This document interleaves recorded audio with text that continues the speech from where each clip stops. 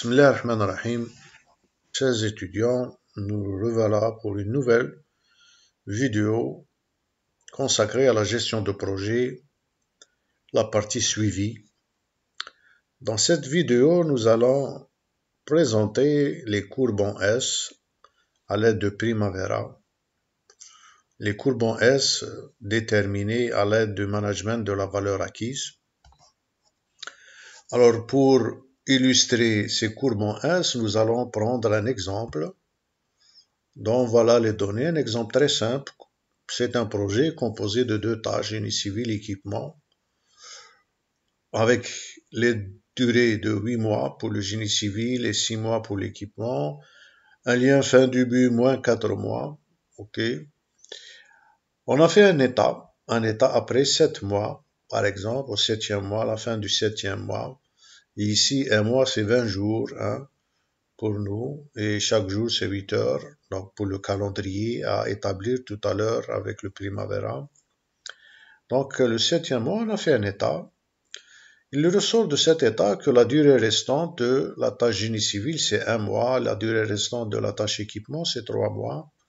Le coût planifié, il est donné ici, 8000 kilodinars, 6000 kilodinars pour l'équipement. Le coût réel, c'est mesuré d'après la facturation, 6800, 2100, 2800. Et le coût restant, évalué par le jugement d'expert, c'est 1700 kilodinars pour le génie civil et 3500 kilodinars.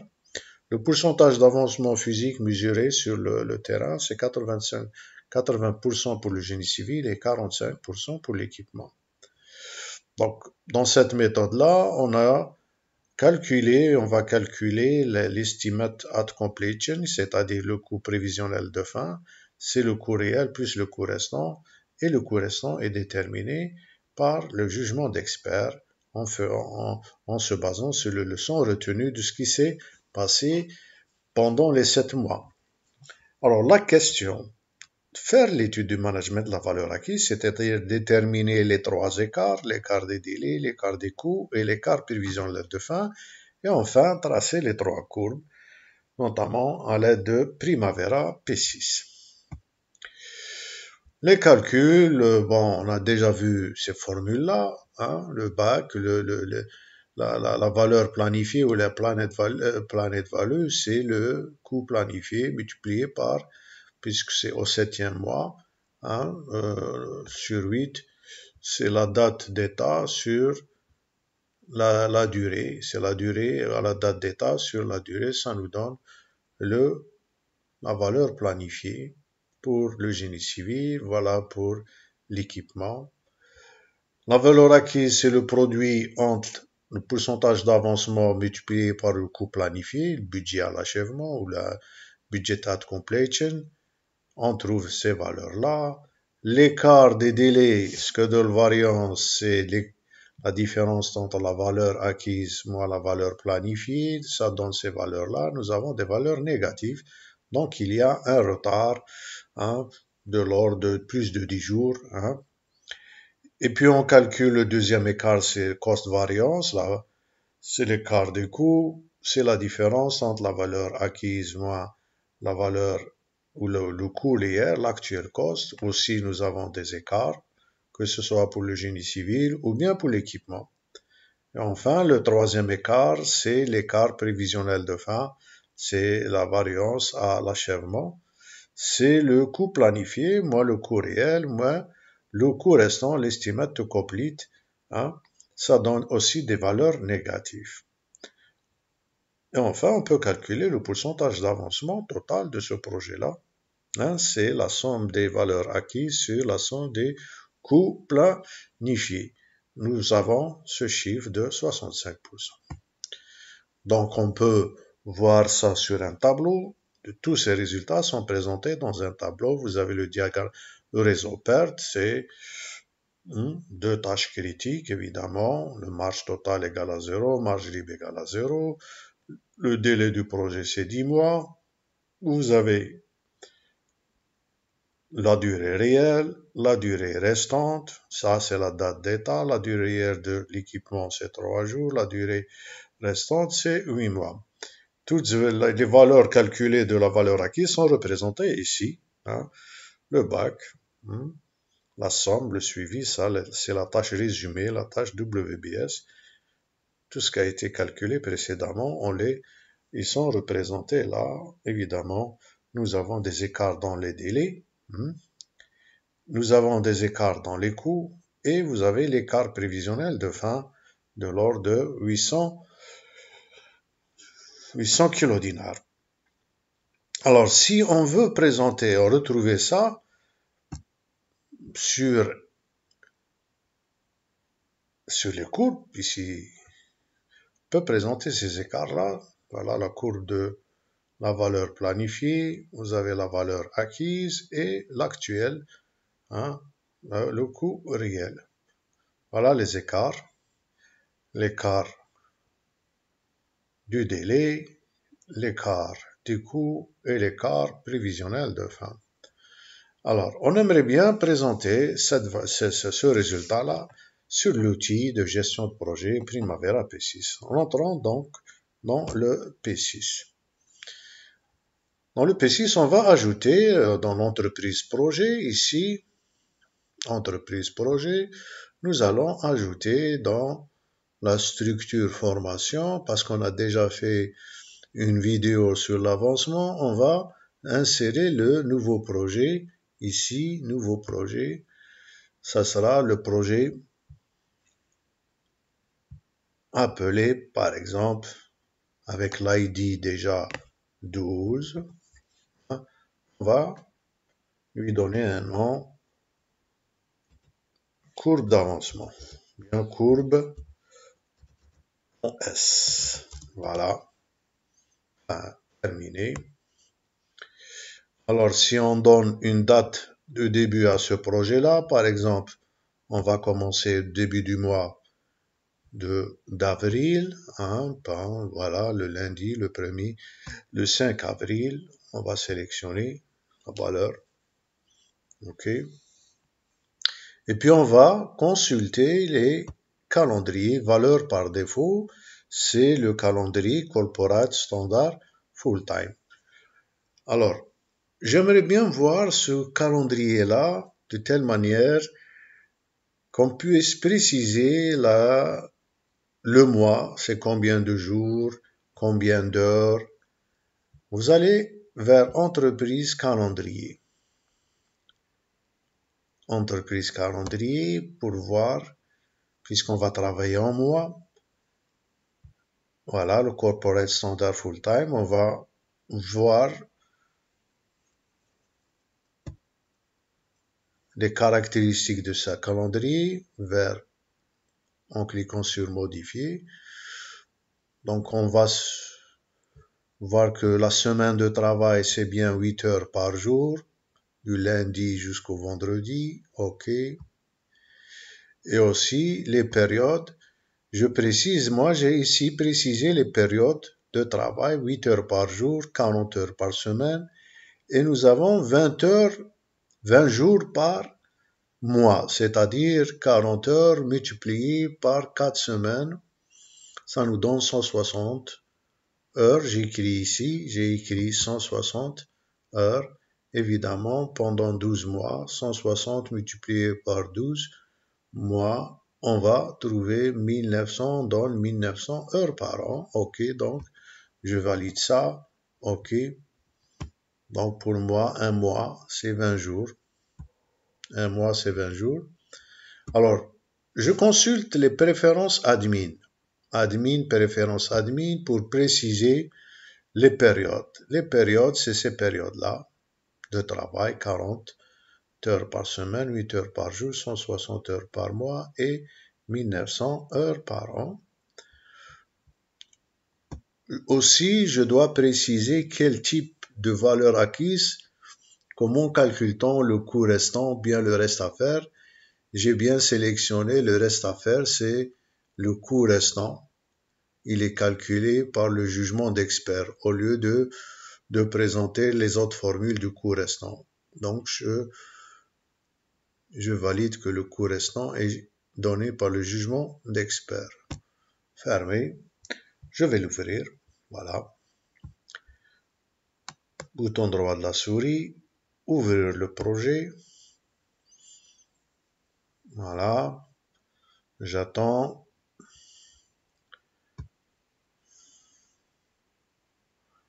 Donc je vais ajouter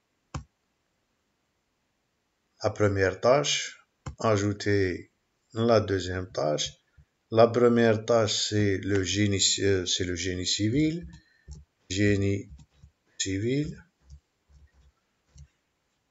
Je précise le nombre de mois, 8 mois. 8 mois. Deuxième tâche, équipement. 6 mois. Alors les durées sont données par mois parce que j'ai modifié, dans modifier préférence utilisateur, j'ai utilisé les unités de temps.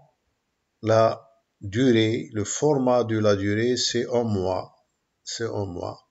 Je pouvais utiliser le jour, semaine, etc. En mois, oui, c'est bon. Alors, aussi, je vais insérer le lien entre équipement et génie civil, le prédécesseur, affecter le prédécesseur de l'équipement, c'est le génie civil. Par défaut, c'est un lien fin début 0 mois. Je vais changer le type. La valeur du retard, c'est moins 4. Voilà, j'ai un projet de 10 mois. Toutes les deux tâches sont critiques. Alors, je préfère présenter ici sur le calendrier l'échelle du temps. Vous allez vers échelle du temps. Il vaut mieux préciser le type. Que ce soit vous utilisez et affichez les dates principales, ou bien il est préférable d'utiliser afficher les dates ordinales, du début du projet. OK. Donc vous avez le premier mois, le deuxième, etc. Et nous avons ici une date d'état au 7e mois. Alors, pour les dépenses, maintenant, je vais insérer les dépenses. Je vais vers l'onglet dépenses, ajouter le coût.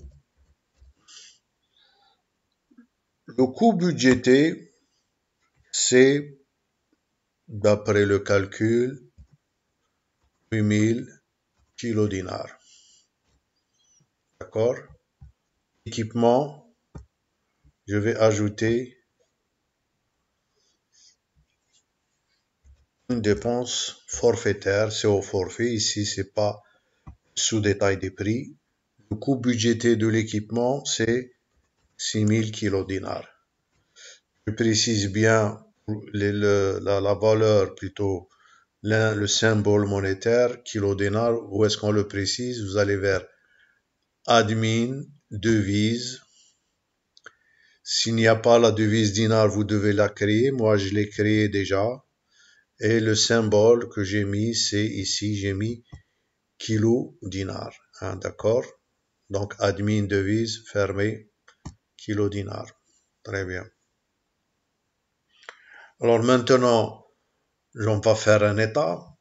On va vers statut. Toutes les tâches, la tâche génie civil ont démarré.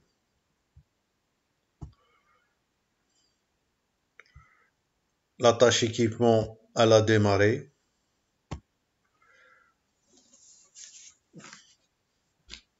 OK. Et on va faire une planification à la date d'état, ou bien la mise à jour du projet à la date d'état, comme vous voulez. Vous pouvez faire la mise à jour du projet à une certaine date.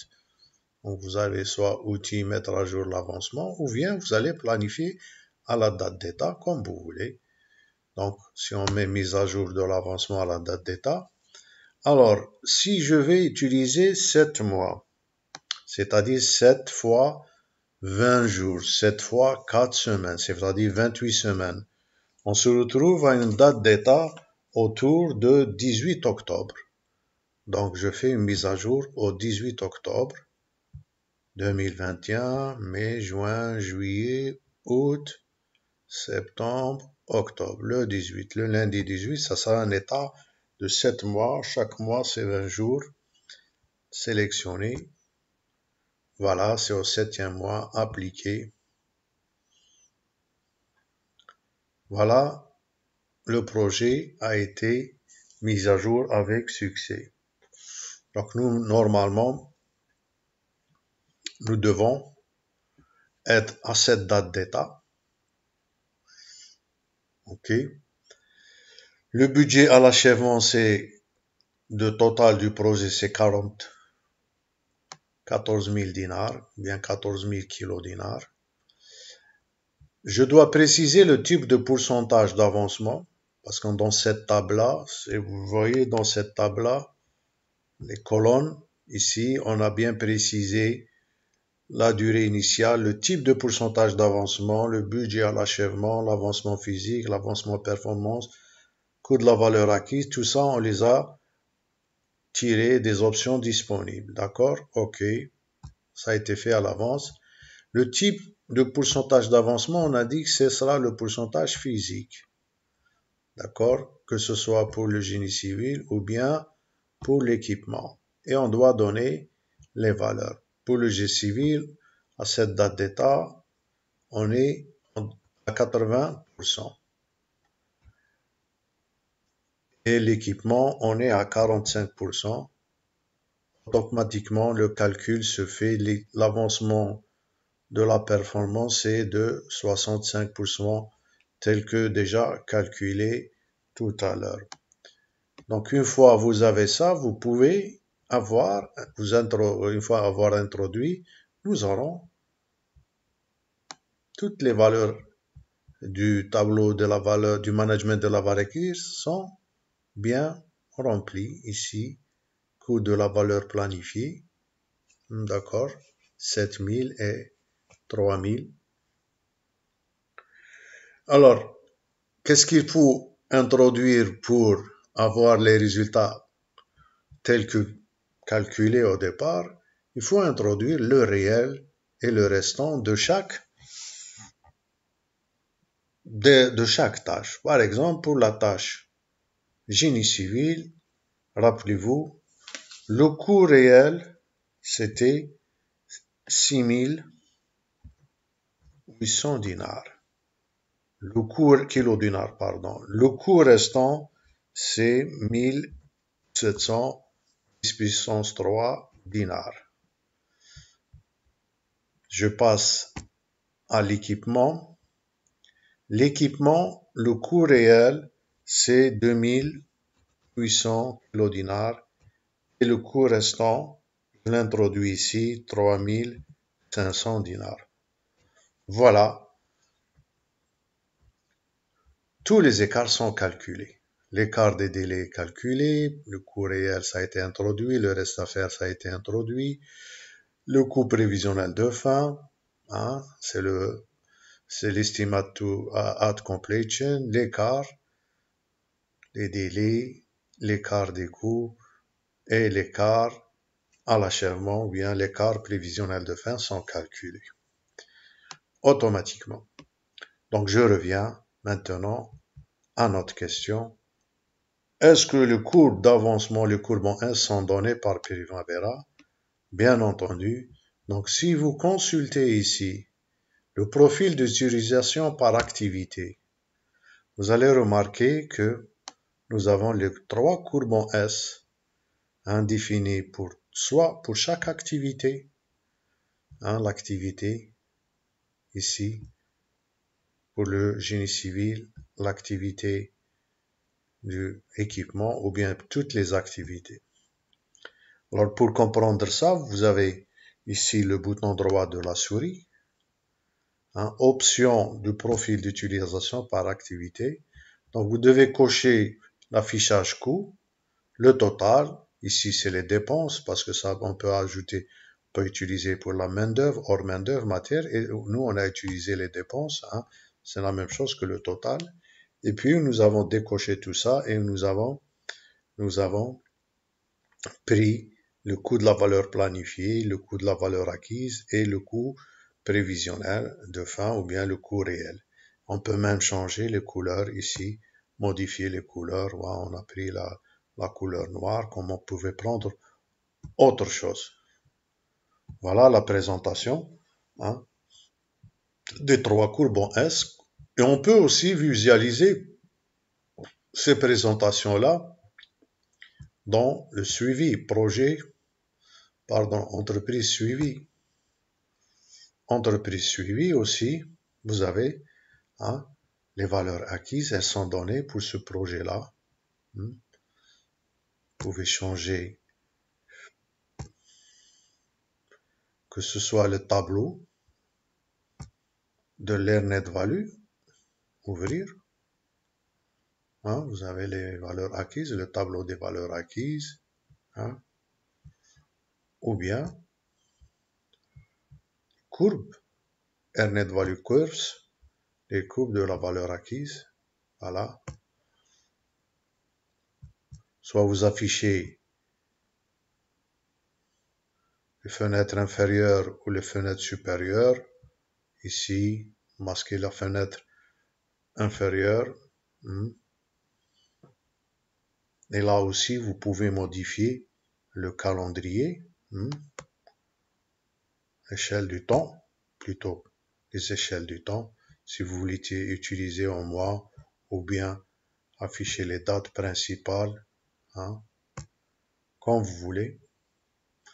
Voilà les valeurs acquises, que ce soit par activité ou toutes les activités ou bien le suivi complet du projet. Donc on constate là, vous avez les écarts. Hein. Ça c'est la valeur acquise, ça c'est la valeur réelle et ça c'est la valeur planifiée. Vous avez l'écart et l'écart prévisionnel de fin. Voilà.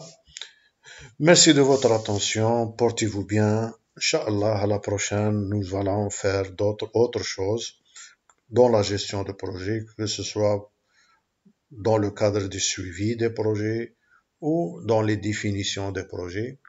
Donc voilà, à la prochaine, portez-vous bien. Assalamu alaikum wa rahmatullah.